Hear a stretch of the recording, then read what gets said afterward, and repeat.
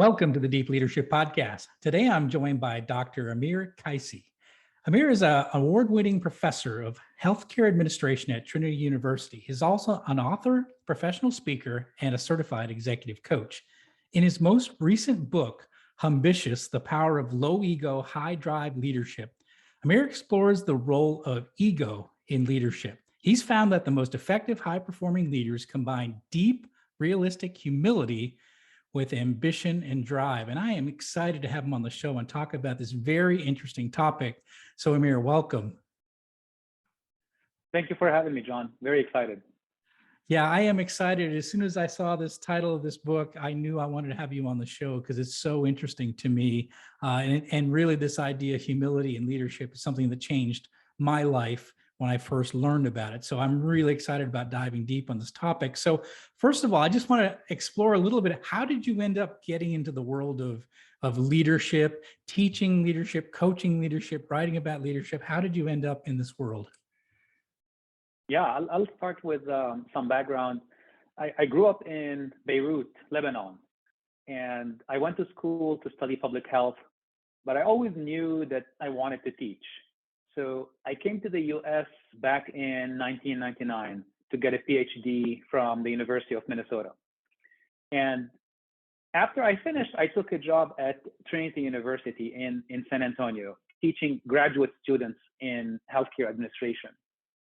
Now, as I started teaching graduate students, I started to realize that our educational system, but also our organizational hiring practices, were set up in a way to penalize humble people and to reward self-promoting egocentrics. So that got my attention, and I started looking in the research. I sifted through the research and discovered the negative impact of not recognizing and rewarding humility, because the evidence clearly showed that humble leaders outperform non-humble ones on all long-term measures. So in 2017, after taking a sabbatical and studying the traits, I published a book called The Intangibles, The Unexpected Traits of High-Performing Healthcare Leaders. And the purpose of that book was to uncover, based on the research, what are the traits that were necessary for high-performing leaders, specifically in healthcare, which is my area. And what the evidence showed was that humility, compassion, kindness, and generosity, when combined with ambition, competence, strength, and accountability, enable leaders to achieve high performance for themselves, for their teams, and for their organizations. After that book was published, I got invited to give talks to groups and organizations all over. And at these events, the leaders from all different levels showed a great interest in this concept of humility. And based on what I heard from these talks, as well as on social media platforms, I realized that humility was not just a crucial trait for healthcare leaders, but was very important for all types of leaders in all industries. So that led to the current book, which is Humbitious, The Power of Low Ego, High Drive Leaders. Was it a bit of a surprise to you when you were doing your research for your first book to find humility among the list of success factors in the healthcare space? It was a surprise, but it was a nice surprise, because intuitively I've always believed in that leadership style. The leaders that I have admired over the years have always shown these kind of qualities. But then at the same time, we have a lot of examples in politics and popular culture, all of that, of people who are not humble and who are maybe achieving some success. So I was, just like anyone else, I didn't have a clear idea of what the traits required for high-performing leaders were. And when the research clearly showed that it has to start with humility, it was a very pleasant surprise. Yeah, it is a nice surprise to learn that, but also to learn that it's not just in the healthcare industry; it's across the board in leadership. And you touched on this, and I wanted to get your take on this before we dive into the book, which is, why there's this myth, right, on leadership that the arrogant, overconfident people make better leaders, right? This has always been the case, that we think that you have to fit a Jack Welch or I don't know, Donald Trump kind of bombastic attitude if you want to be a great leader. But and we tend to promote people like that because it's sort of our view of what leadership is. So why do you think that we have this myth of that leaders are these arrogant, overconfident people? And the truth of the matter is they're the least effective of our leaders. Why do you think those people get promoted and we still believe that they're the right model for leadership? Yeah. The reason why we believe that's the right model for leadership is because we see a lot of those examples, but we don't realize that those examples are the exception to the rule rather than the rule itself. Mm.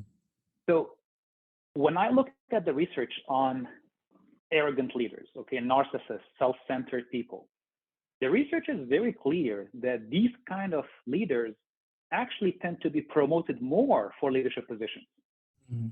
So if we have an opening in our company for a leadership position and we have two people applying and one of them is more narcissist, self-centered, etc., chances are we're going to pick that person because they tend to be very charming. They tend to be self-promoting. They tell you what you want to hear in the interview.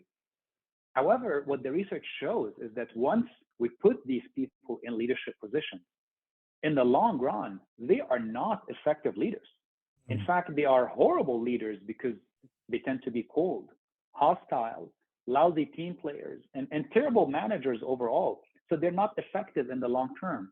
So the distinction that most people don't realize they have to do is the distinction between leadership emergence and leadership effectiveness. Yes, narcissist, self-centered people tend to emerge more as leaders, but they are not effective in the long run. Wow. Yeah, that's what I have seen as well in my, just in my 30 years of being around different leaders is that just my, non-scientific observations is that they tend to be the ones that get the positions, but they don't usually perform in those positions very well. So, so your book, and I'm really excited about it. It's brand new. It's called Humbitious. The Power of Low Ego, High Drive Leadership. So first of all, the Humbitious, that's a very strange word. I imagine that it's fairly unique to this book. So what is Humbitious? What is that? What did you mean when you wrote it, that word? Why that word? Right. So Humbitious, as it sounds like, is a combination of humble and ambitious, right? The research shows clearly that if you want to achieve high performance for yourself, for your team, and for your organization, you need to bring in these two seemingly non-compatible traits with each other. Let's start with humility. Humility keeps our feet on the ground by having an accurate assessment of our own abilities. So we understand our strengths and our weaknesses very accurately.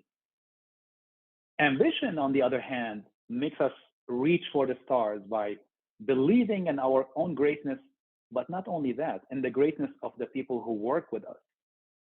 Now, I work, in addition to my work at the university, I'm also an executive coach. And I work with a lot of leaders. And some of the leaders I work with are too ambitious, but are not humble enough, right? So they have these audacious visions, but they don't take the time to involve others and to listen to their inputs. And as I just mentioned, these kind of people may get short-lived results, but they don't achieve success in the long run. The other side of that coin is also not that effective because some of the other leaders that I coach or I speak to are too humble, but not ambitious enough, right? So you find them that they're generous, they appreciate other people, but they tend to sit on the sidelines. They may avoid difficult conversations. They may delay to confront tough situations. They don't speak up in meetings. And these two can't achieve much in the long run. So we notice that neither one of these two styles is conducive to high performance. It's only when humility and ambition are together that they can create a powerful combination for leaders that want to make a lasting impact. So this is where the idea for this made-up term, Humbitious, came from, is how do we combine humility and ambition to achieve high performance? Yeah, I like that. And, we talked earlier before we got started, I'm a big Jim Collins fan, and Good to Great, in Good to Great, he exposed this idea of level 5 leaders. And it's something that when I first read it, it blew my mind, because I didn't realize that there was this archetype of leaders that had this humility and this perseverance, so this high resolve, right? So they had this kind of yin and yang, he called it, which is, they were very humble in their approach, but they were also very driven. And so, so was some of Jim Collins' work, was that influential in starting this book? I mean, knowing that his research also indicated that this archetype is actually a very, very effective archetype for leaders leading in business and in various organizations. Absolutely. And just like you described, John, it had that life-changing, career-changing impact on me as well. I was still a doctoral student back in Minnesota when Good to Great came out in 2001. And I couldn't put my finger on it, but I was thinking to myself that, aha, this is it. Yes, someone is saying something that I've intuitively known throughout my career. And now there is research to support that, right? And even Jim Collins himself, when they went to study those 11 organizations that made that jump from Good to Great, I mean, they went there expecting that their CEOs are going to be what we were just talking about, the arrogant, self-centered divas, right? The prima donnas and all of that. And what they found was like this unusual combination of traits that people had, that these leaders had, where they were humble, but they were also fiercely determined. They were so ambitious. They had this professional will, and it wasn't just for themselves. It was for their team and for their organization. So, that planted the seed in my head to keep thinking about this humility thing. But remember, Good to Great was published back in 2001, right? Right. And I've always wondered if the research still holds outside of that sample that they studied. So when I started looking into humility more recently, the last 7 or 8 years, I wanted to see if there was any research published since Good to Great. And it turned out to be, there is tons of research, John, on humility in leadership. The problem, though, is that most of that research is published in obscure medical and obscure academic journals. Only I and 12 other professors in the country read those journals. No busy leaders have time to go and check an article from Academy of Management Review and go through the jargon and all of that. So when I saw that the research still supports Jim Collins' thesis, and there is more recent research from all kinds of different industries, but also from all over the world. We have research on humility and leadership coming to us from China, from Singapore, from Portugal, and from here in the United States. I knew that there was a need to bring that research to busy leaders out there in their industries who don't have the time to read it. And I wanted to synthesize it and present it in an easy to understand way. And that's a big part for why I wrote Humbitious, because I wanted to see what are the most recent evidence-based practices for humble leaders, that combine ambition and fierce determination, like Jim Collins describes them. Well, I'm glad you did it, because I know in my writings, for over the last 10 years, I've been talking about level 5 leadership, not every day, but I often mention it is because it was so influential to me. So I'm glad to see another more modern piece of work that's discussing that can reach, everyday leaders. And that's what I'm excited about this book, because it's easy to read, it's easy to understand, and it's easy to apply. And I think that's what the most effective leadership books are, is ones that the actual leaders can read, and they can put those practices in action, which this book, easily can do that. So that's what I like about it. So one of the things that you talked about, and I think this is important in the book, you talk about that there's a confidence area that's involved with humble leadership. So when you think of humility, you think of somebody that maybe, it leads maybe from behind, maybe is quiet, maybe is not, somebody that's very vocal about their opinions. But you say that there's a high level of confidence in these humble leaders as well, and that's and even to the point of there's narcissism in play as well. And I'm just curious to hear how confidence and narcissism fit into the world of humble leadership. Sure. Yeah, let's start with confidence, okay? As we both know, confidence is a key trait that pulls people towards you, right? Team members want to follow a confident leader who is decisive, who has a strong sense of direction and vision. However, if you're just confident, but you don't have humility, you may stay the course, but you are not involving people and there's no one there to support you because there's no buy-in, right? What we need to remember though is confidence is not the opposite of humility. It's not an either or proposition, it's an and proposition. You can have the confidence to set that audacious vision and the humility to know your vulnerabilities and to surround yourself with people who will challenge you. Nice. Then you will have a powerful combination.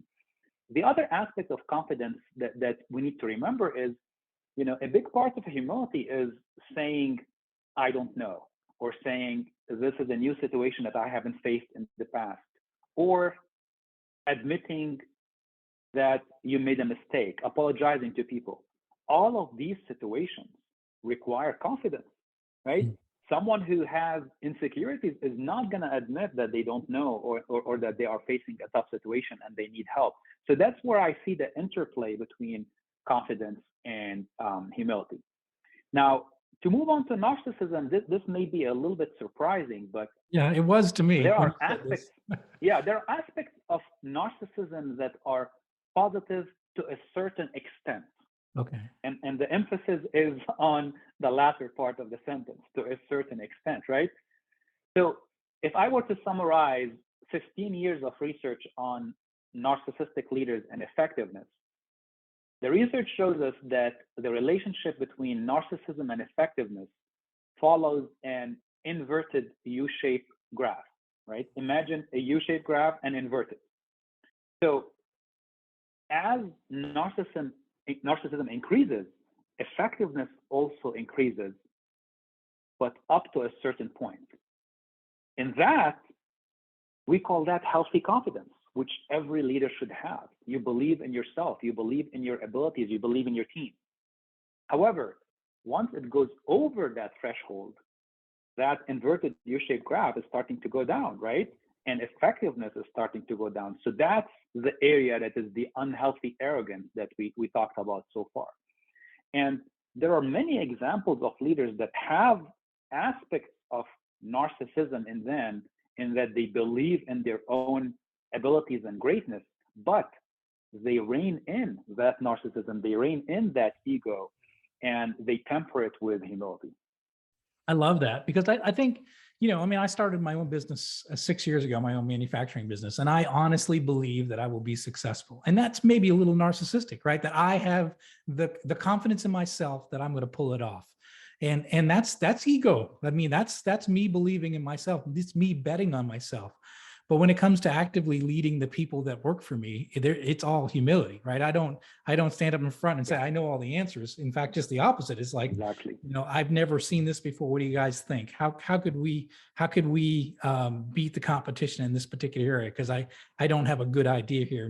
And being able to step back and listen and let my team apply their best ideas to the equation. But I have full confidence in my own abilities that I'm going to make this happen. Absolutely. Yeah.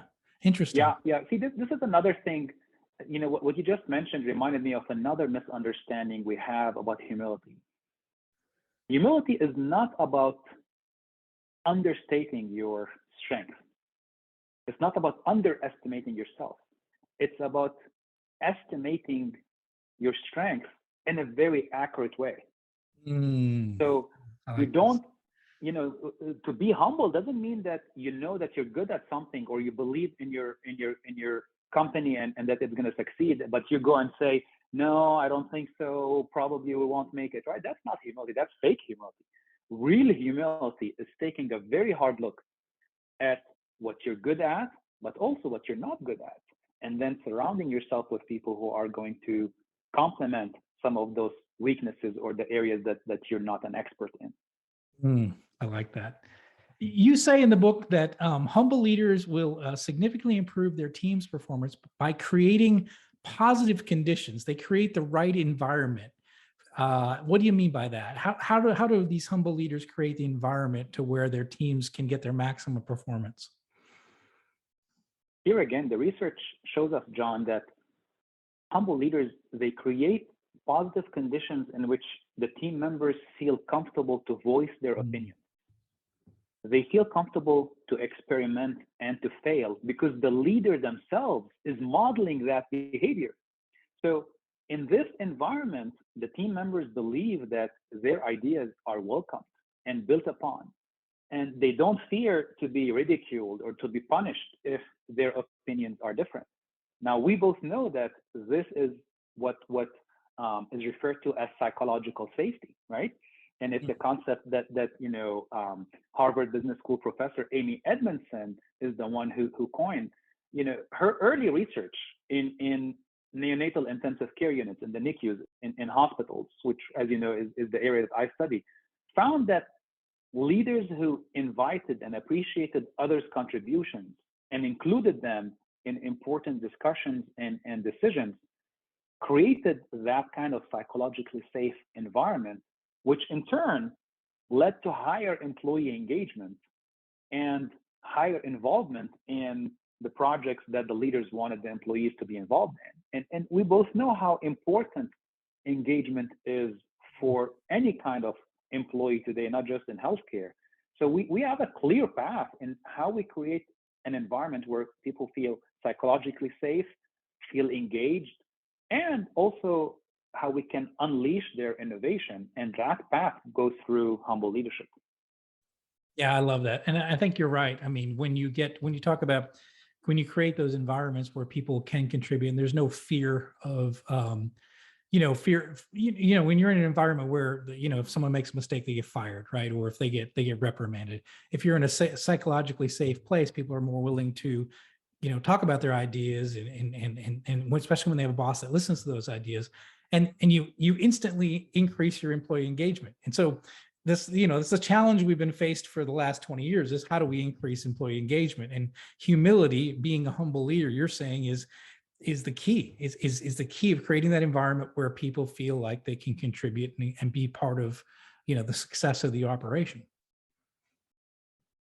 Yeah, every few months we read an article or a new report about how to improve employee engagement. People are looking for, a magical solution. Right. And there's no magical solutions when it comes to employee engagement. We used to think that it's benefits and pay and PTO and foosball tables and free popcorn and all of that. We thought all of that stuff, and then we provided that to employees, and yet a majority of them are not engaged. So what we don't want to do, because it's very hard to do, is to show up as humble leaders, to show up as leaders who say, you know what, I'm very good at these things, but there are things that I'm not that good at. And therefore, I'm going to need your help. I want your support. So those kind of leaders show up as work in progress. And as a result, their team members feel validated in their own development efforts because the message from the leader becomes, it's okay to be work in progress here. Mm-hmm. When we allow employees to feel that, when we make their development legitimate, then we unleash their engagement and their motivation and even their innovativeness and creativity. And there's very, very robust research that supports all of these claims that I'm making here. I'm reminded of a study that was done by the researchers at BYU.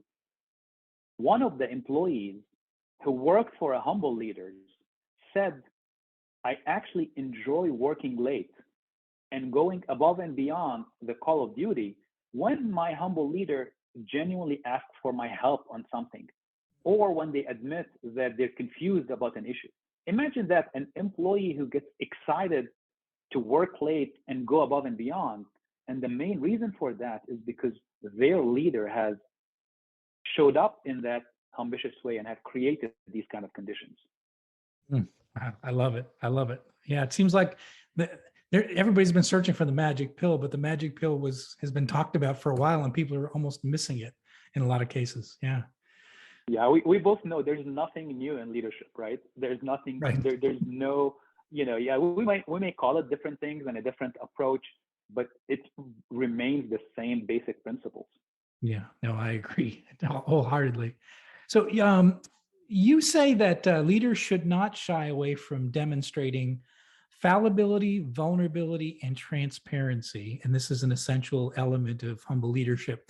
So talk about those elements. And I think you've touched on a little bit, whereas, when the employees see that the boss is open, transparent, and willing to say, you know what, I don't have all the answers, then it creates the right environment. But talk to us about those three elements in humble leadership. I believe that these elements are important, and the research shows that they're very important because employees know that you are not perfect. I mean, who are we trying to kid? Employees know that their leaders are not perfect, and they don't want them to pretend to be perfect. They know that their boss doesn't know everything. They know that they make mistakes and that they have limitations. So when appropriate, the leader should admit and say, hey, this is a new situation that I haven't faced before. But because I have you with me and because I believe in myself and I believe in you, we are going to face this challenge and overcome it. Leaders should tell their team members, I need your help, or I'm sorry, I messed up, right? Now, when I say that, sometimes people get a little bit nervous because they think that then your credibility is being questioned. And we need to back up a little bit and start with saying that competence is a non-negotiable in leadership, Yes. right? We're starting with the assumption that you know your stuff, that you are intelligent and knowledgeable in your area.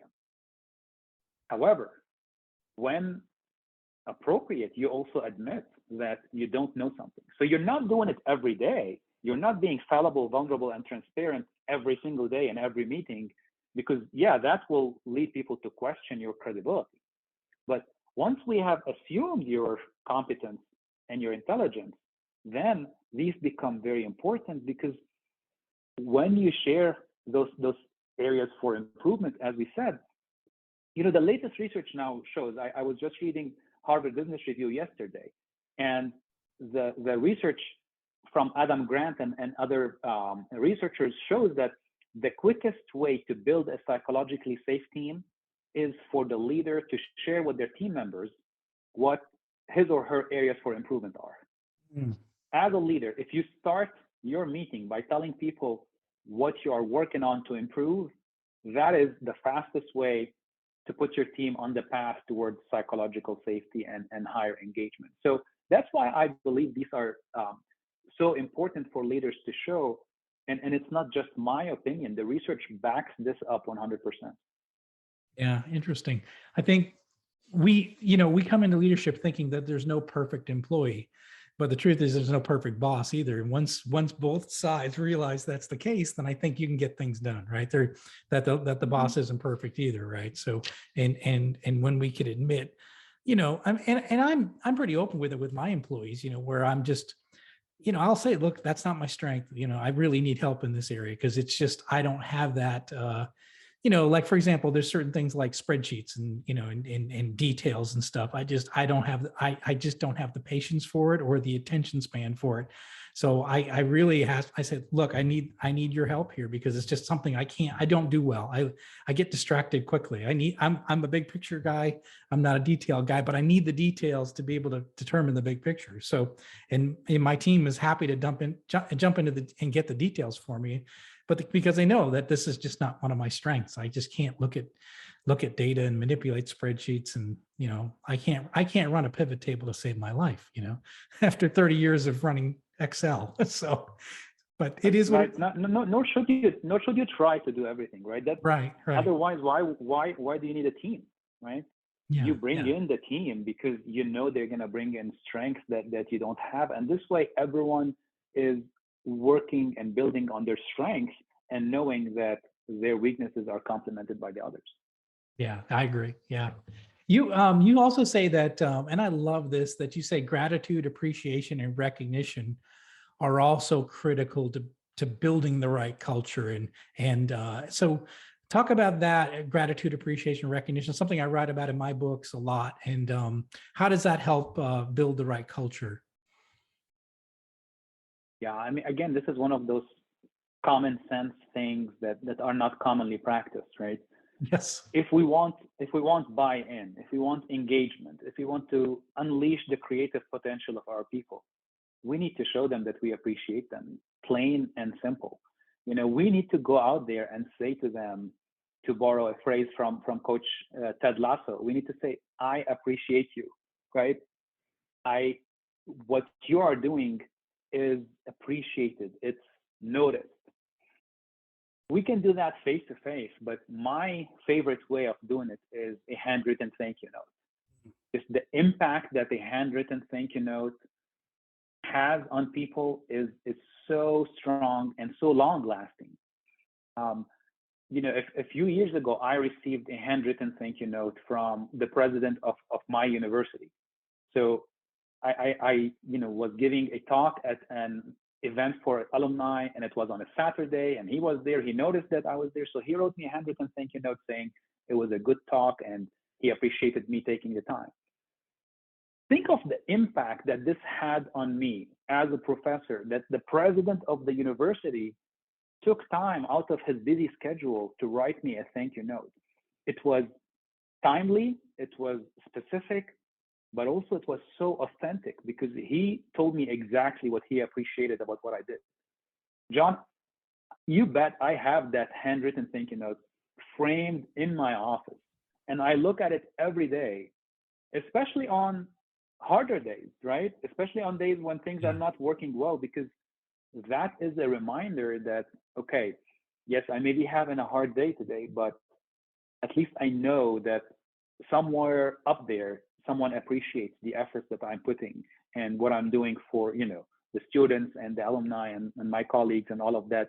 And that keeps me engaged.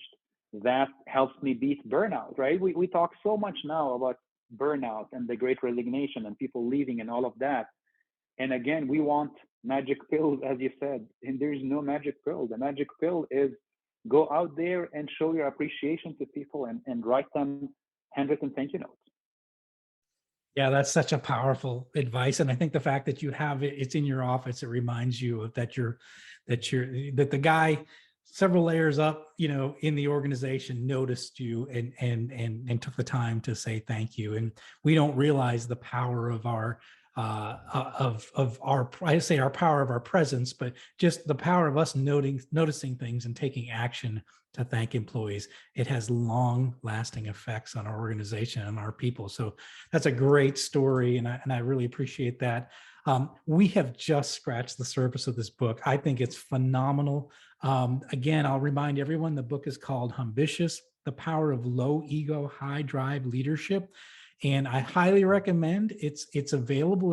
It's out there now. I highly recommend people get this book. I think we need more and more leaders to read this book and understand the concepts in this book. So how can people find out more about you and this new book? Sure, the book is sold anywhere books are sold, as they say, especially online. The book's website is humbitiousbook.com. So they can find more about the book and as well as about me. And people can connect with me on LinkedIn under my first name and last name, Amer Kaissi, Amer Kaissi. And I'd love to connect with the listeners and learn from them and exchange, some good knowledge. Well, fantastic. We're going to put links in the show notes for those resources. But again, leaders, get this book, read this book, apply the ideas in this book and the research from this book, and you will be a better leader. So, Amer, thank you for coming on the show and sharing all of this, all of your knowledge, all of your research, and this new book. It was a pleasure. Thank you for that privilege to talk to you and to talk with your listeners. I appreciate it.